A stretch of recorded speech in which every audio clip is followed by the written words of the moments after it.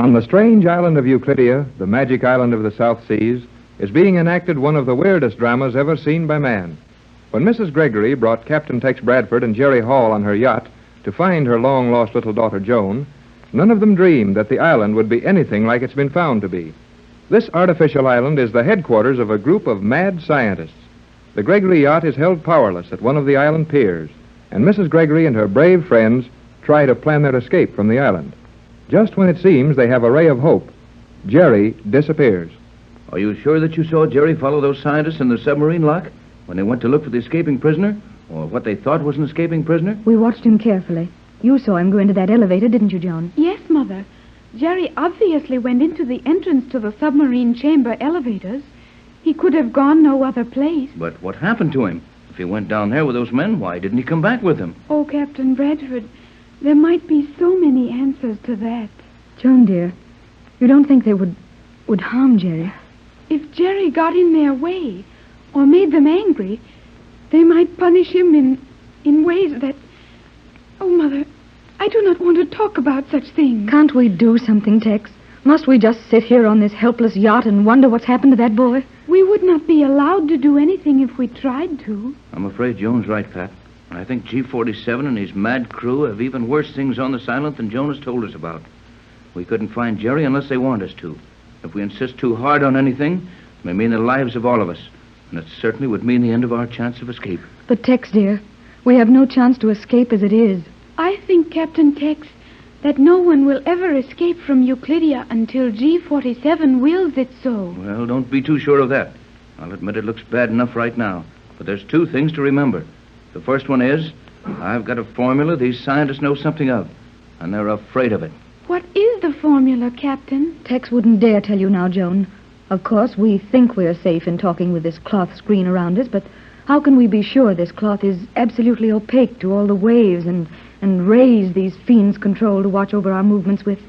You may be sure of that, Mother. I know that these men would trust their lives to that cloth.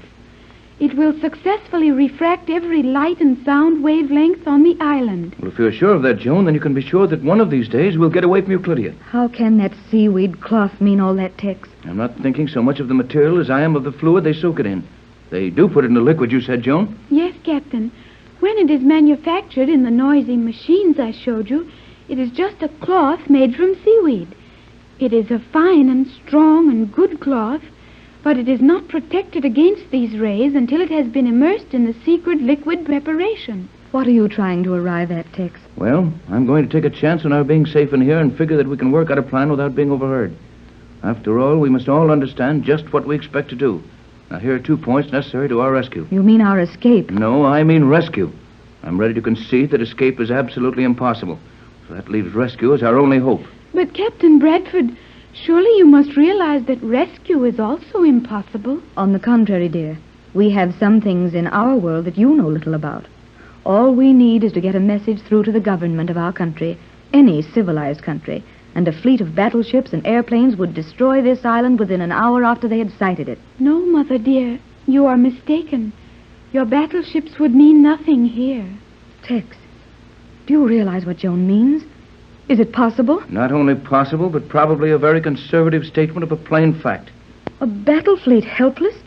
But how? With what? I haven't been able to find out yet. Probably we'll never see all the weapons here. But I know without seeing them that this colony of scientific criminals could undoubtedly destroy any war machines a civilized world could send against them. You are right, Captain. G-47 and the Euclideans have ray guns, no larger than a man's arm, which will destroy a battleship with only a little crying sound. What is the range of these rays? I am not sure, but they will not shoot accurately as far as one of the large rifles on your battleships. There you are, Tex. The heavy armored ships could stay out of range of those ray guns and shell the island. Yes, and their projectiles would fall all around the island and never touch it. How is a metal projectile, fired at long range and high trajectory, going to enter an area so magnetized that a large boat is held powerless by magnetism? No, there's no help to be expected from that quarter. And a weapon which might penetrate the defense here could not be brought within range. It would be destroyed. Then it's just about hopeless, isn't it, Tex? No, it's going to be hard, but not hopeless. I don't see what you can be thinking of. We haven't any weapons I ever heard of which would destroy this place, and you admit our battleships and planes would be useless. Do you know of something in your country which will destroy Euclidia? Something which will rescue us from this terrible island? Yes, Joan, I do. Just how it can be used and how we are to get word to our friends that we want them to attack and use this weapon, those are things we've got to figure out. What do you propose to use, Tex? My formula. But no one knows the formula except yourself. You would have to send the formula to someone, and how can we do that? We can't even use the radio without G47 hearing it. And he would get the formula if you attempted to give it to your friends through the air channels. Yes, I know that, but there must be some way to get that formula to the government chemist in some civilized capital, and we'll find out what that way is. But what is the formula, Captain? I know that G47 wants it. It was for that reason he allowed your yacht to reach this island, and my mother to find me. What is your wonderful formula, Captain? I couldn't tell you that. It would be too dangerous. Even if the seaweed cloth does protect us from sight and sound waves, and even if G47 didn't actually hear me tell you the formula, it would expose you to added danger. Don't you see, my dear? If you knew the formula, G47 might torture you to get it from you. Tex has protected Jerry and me the same way. No one in the world knows the formula but the captain. And everyone knows that he alone has it, so the rest of us are safe in that way. I did not mean to tell me the ingredients of the formula, but just what it will do. G47 knows that much about it now. Yes, I thought so. And G47 knows a great deal about my formula. Well, enough of that. We'd better be thinking about Jerry and what we can do for him. We can do nothing, only wait. Wait until it pleases G47 to allow Jerry to return to us. Is this true, Tex? With all your knowledge of science, all my money and influence, and all our friends in the world out there, we must just sit quietly while a mad scientist does as he pleases with one of our party? Yes, I guess that's about right.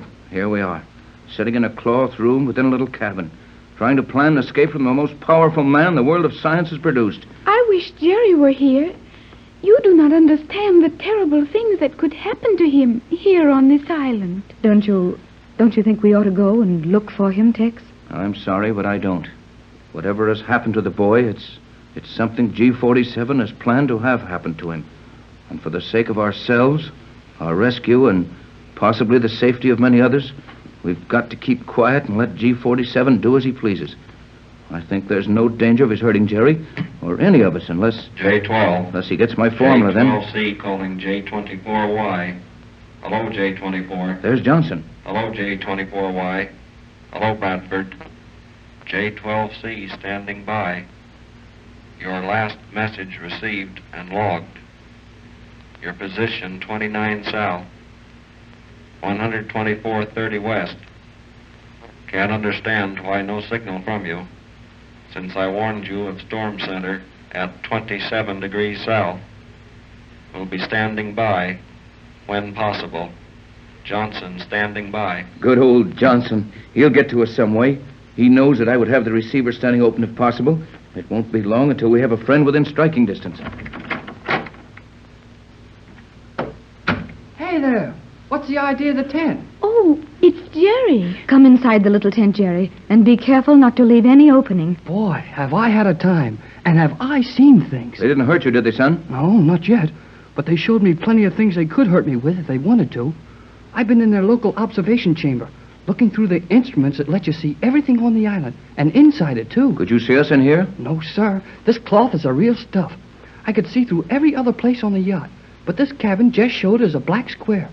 We couldn't see or hear anything you were doing here, but we could see the skipper. Oh, then our plan to keep the skipper in hiding is blown up.